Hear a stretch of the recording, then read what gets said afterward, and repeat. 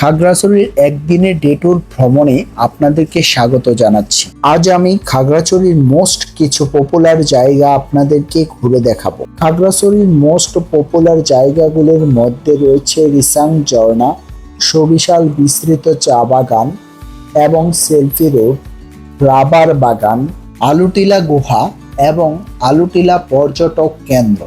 এই সুন্দর জায়গাগুলিতে আমরা কিভাবে গিয়েছিলাম এবং আপনারা কিভাবে যাবেন সকল কিছু থাকবে আজকের ভিডিওতে। তাই দেরি না করে ভিডিওটি শুরু করা যাক।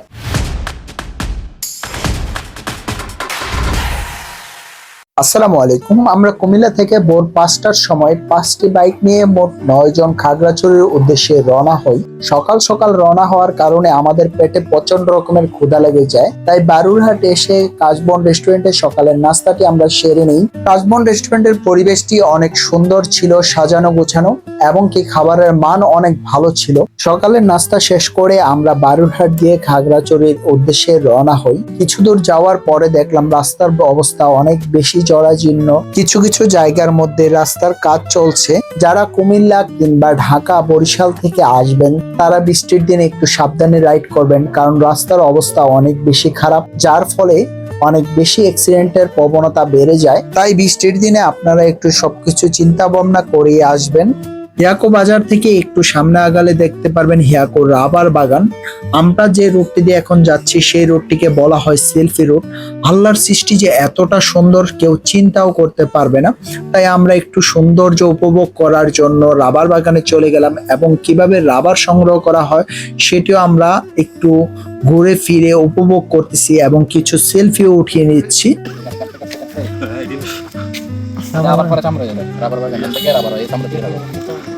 সবাই পর্যবেক্ষণ করতেছে রাবার বাগানে আইসা কিভাবে রাবার গাছ থেকে সংগ্রহ করা হয়। কই ফোরছিনি এর ফটো আছে তো।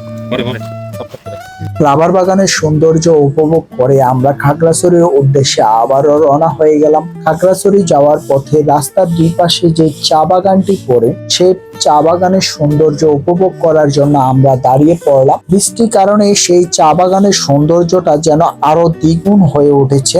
আর কিভাবে চা চাষ করা হয় পাহাড়ের মধ্যে সেই সৌন্দর্যটাও আমরা একটু উপভোগ করে নিলাম। চা বাগানের সৌন্দর্য উপভোগ করে আমরা আবারও রওনা হয়ে গেলাম। রওনা হয়ে গুইমারা বাজারে আসার পরে দেখি পাহাড়ি ফলের বিশাল বাজার বসেছে। এই বাজারে আম, কাঁঠাল খুব কম মূল্যে পাওয়া যায়, চাইলে আপনারাও কিনে নিতে পারেন। কিছু দূর সামনে আগানোর পরে আমরা রিসাং ঝর্ণার গেট পেয়ে যাই। গেট থেকে আমরা টিকিট ক্রয় করে রিসাং ঝর্ণার উদ্দেশ্যে রওনা হই। আগে এই রাস্তাটি অনেক বেশি রিস্ক ছিল, এখন পাকা হওয়ার কারণে রিস্ক নেই বললে চলে, স্বাচ্ছন্দ্যে ওঠানামা যায়।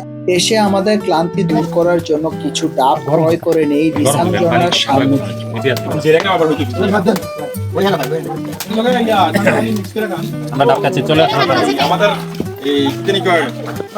প্রচন্ড গরম আছে, 35°C তাপমাত্রা। তার উপরে এখন পাহাড় থেকে নেমে আসলাম, আবার উঠতে হবে।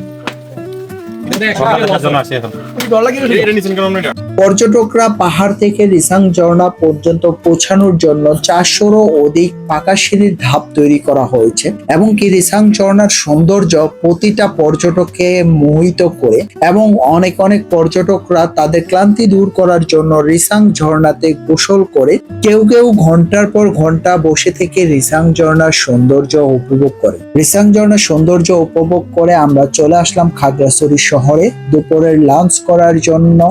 এসে আমরা ব্যাম্বো শো, যেটাকে বাংলায় বলা হয় বাঁশের কাণ্ড রেস্টুরেন্টে ভিতরে প্রবেশ করলাম।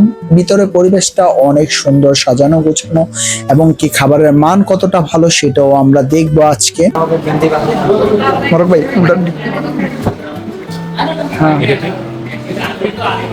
এটা কি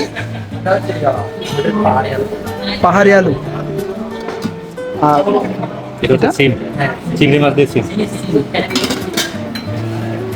এটা হচ্ছে বাঁশকরুল, চিংড়ি বাঁশকরুল।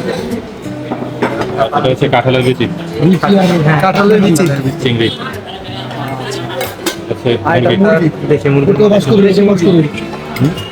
এটাও কি বাঁশকরুল? মাশরুম, রুই মাছের চিংড়ি। আর এটা কি মাছের মাথা? এগুলো 2 মাসের মাথা, 2 মাসের মাথা। আমাদের এই যে আপনার ইয়েরা কি বলে মাশরুমটা এখান থেকে একটা করে এই রেস্টুরেন্টটি ঘরোয়া পরিবেশে তৈরি করার কারণে খাবারের মান স্বাদ অনেক অংশে ভালো ছিল। এমনকি তারা হাইজেনিক মেনটেন করে খাবার তৈরি করার কারণে এই রেস্টুরেন্টটি আমরা সিলেক্ট করি। খাবারের শেষে কাঁচা আমের শরবত আমরা অর্ডার করি, সেই শরবতটাও ছিল অসাধারণ। লেবু শরবতটা কেমন হয়েছে? লেবু শরবত না, এটা হচ্ছে কাঁচা আমের শরবত এবং খুবই রিফ্রেশমেন্ট একটা। আর হচ্ছে এটার মধ্যে তার মানে অনেক ধরনের ফ্লেভারটা আমার জন্য ভেবে দেখেছে, যেমন টক মিষ্টি ঝাল মিক্স করা একটা ফ্লেভার, খুবই টেস্টি একটা জিনিস।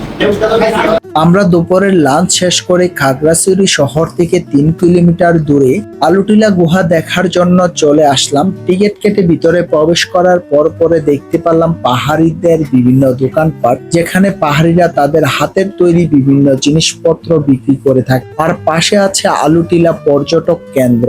আমরা সবাই আলুটিলা গুহা দেখার জন্য পাহাড় থেকে সিঁড়ি বেয়ে নিচের দিকে নামতেছি।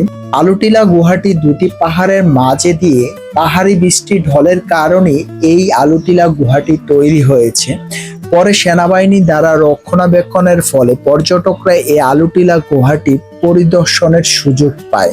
আলুটিলা গুহার ভিতরে প্রচন্ড রকমের অন্ধকার এবং কি পানি চলাচলের কারণে আলুটিলা গুহাটি অনেক বেশি পিছলা হয়ে গেছে, যেন সাবধানে সইতে হাঁটতে হচ্ছে। আমরা সবাই আস্তে ধীরে সামনের দিকে অগ্রসর হচ্ছি, কারণ আস্তে ধীরে যদি আমরা অগ্রসর না হই, কোনো কারণে যদি পা পিছলে আমরা নিচে চলে যাই, অনেক বড় ধরনের ইনজুরি হতে পারে।